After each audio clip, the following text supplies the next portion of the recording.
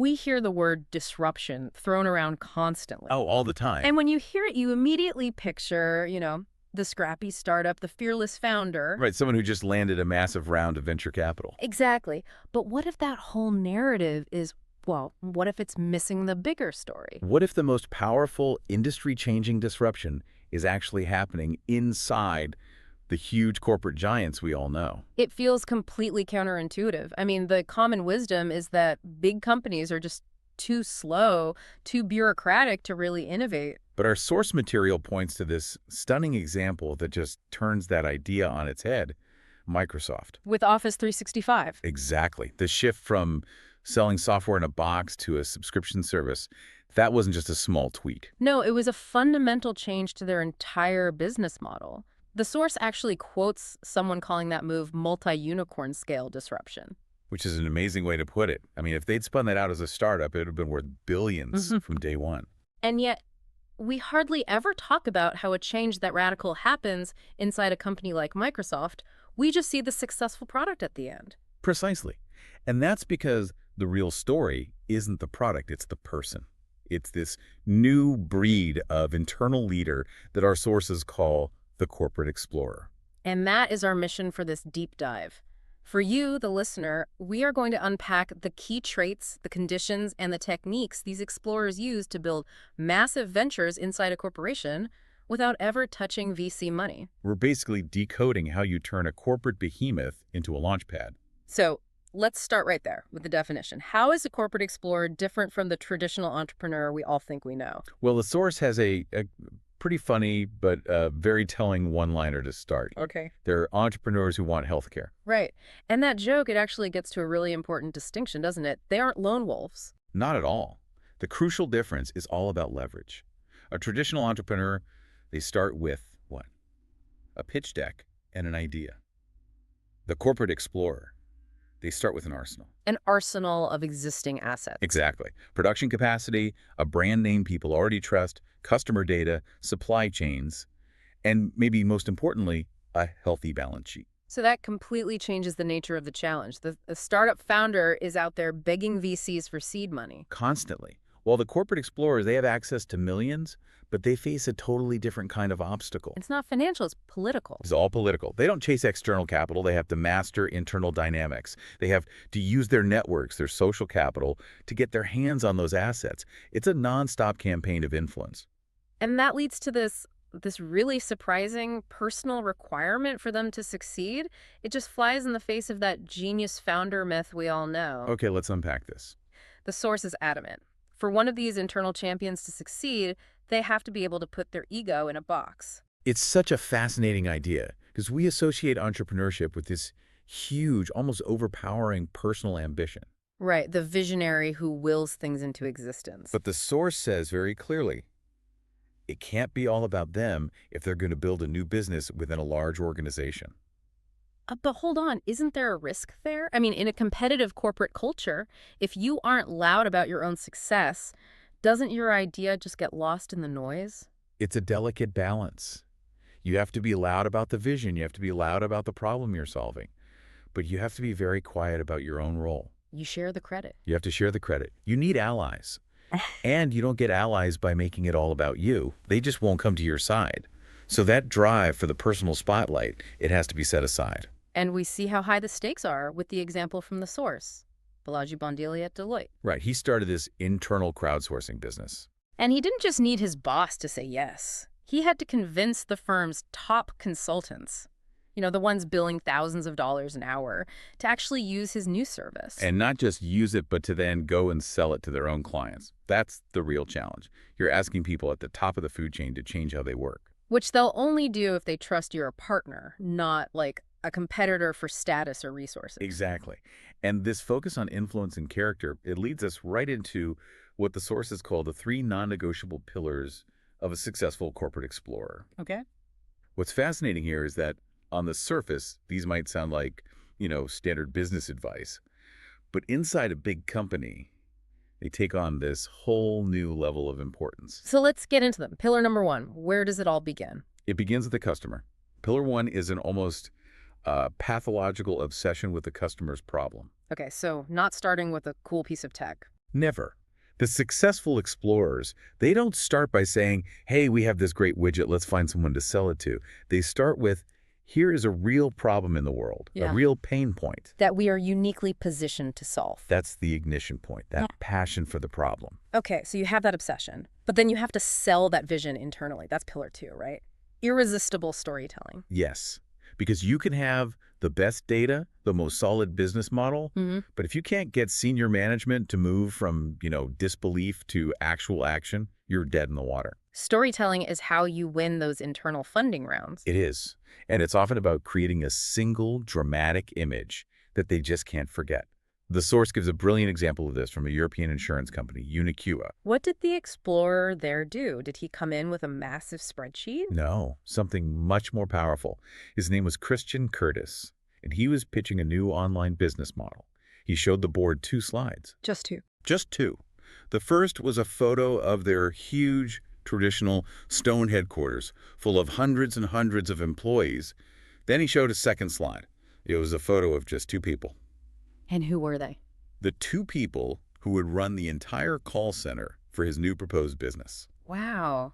That one contrast says everything. It says everything. It shows the efficiency, the scale, the future, all in one image. It just cuts right through that corporate inertia. Okay, so you have the obsession, you have the story. What's the third pillar? Pillar 3 is social capital. And this brings us right back to that ego point we were talking about. Because you've been building it all along. You have. The source says explorers are quite happy to make other people successful. And because of that, they build up this bank of allies. So when they finally need to ask for something big. Like borrowing a top engineering team for 6 months? Exactly. People are willing to help because they trust the explorer's motives are about the company, not just about their own career. Altruism becomes a form of political currency. So if you have those pillars in place, what does the actual journey look like? The source breaks it down into 3 classic stages: ideation, incubation, and scaling. Right. And ideation, the first step, it actually holds a very specific corporate trap. A trap? How so? The trap is that it's the fun part. It feels risk-free. We're talking about hackathons, idea competitions, brainstorming sessions. Right. Lots of energy, lots of creativity. But it's so much less painful than phase 2. Incubation. This is where the rubber meets the road. This is where you hit reality. This is all about experimentation, testing your business model, validating your hypotheses. You're really getting out of the building. But here's the struggle for big companies. The managers aren't trained for it. They're not. Most corporate managers built their careers by executing known, successful business models. They're experts at efficiency. Not at dealing with the messiness of finding out if a customer will actually pay for a brand new concept. Exactly. They are great at forecasting based on historical data.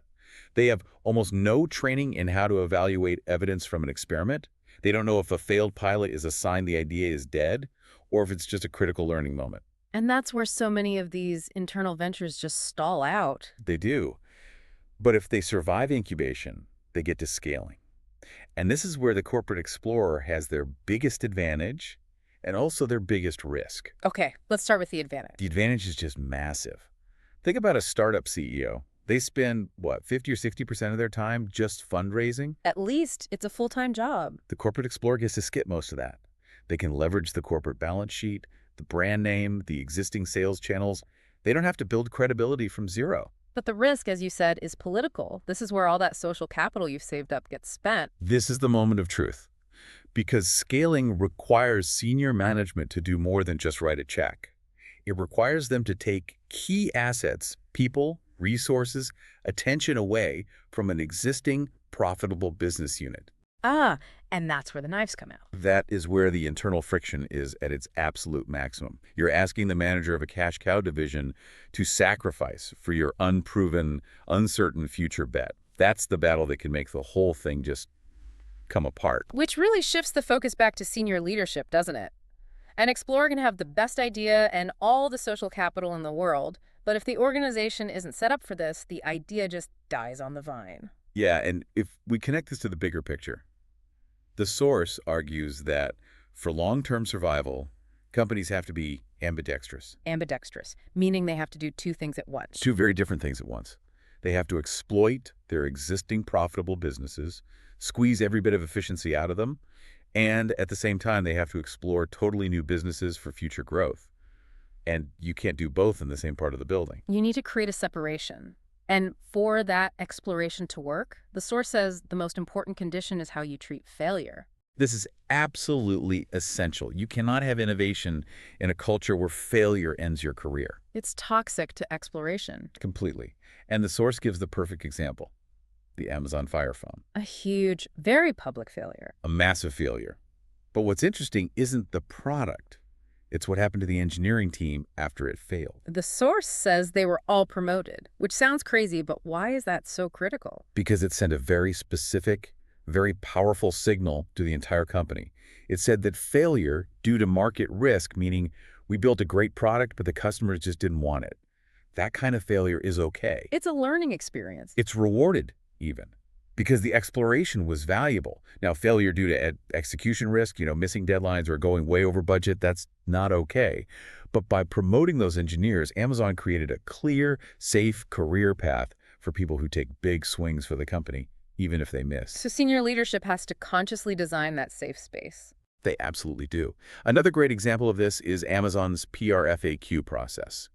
The source explains how anyone in the company can pitch an idea to their boss with just 2 one-page documents. A press release and an FAQ. Right. The press release is written as if the product is already a huge success. It paints the vision. If the manager likes it, the explorer gets a small amount of resources to go and test it. It's a simple, low-cost way to institutionalize that kind of risk-taking. So what does this all mean then? When we look at the big picture, maybe the most powerful disruption isn't coming from the outside hero after all. It's coming from these skilled insiders, these corporate explorers, people who trade that classic ego-driven chase for glory in exchange for real influence. And they use that influence to leverage the massive infrastructure, the brand, the balance sheet of their company to build these multi-unicorn businesses right under our noses. And in the end, you realize that the success of a corporate explorer, it has less to do with their own personal brilliance and much more to do with whether senior leadership has built a culture that truly rewards that kind of risk. If you don't have that protected, safe space for experimentation, then even the best internal ideas are just going to get suffocated by the success of the core business. They'll be crushed by the very profitability they're trying to one day replace. Which leaves us with a final provocative thought for you to take with you today. Look at your own organization. Are the incentives and the metrics really designed to reward that next multi-unicorn idea from the inside? Does your culture punish someone who takes a big, bold swing and fails because the market just wasn't ready? Or does it only punish poor execution? If you had a revolutionary idea tomorrow that needed resources from a profitable division, do you have the social capital to even survive that fight? Think about how those hidden dynamics are shaping which ideas ever see the light of day.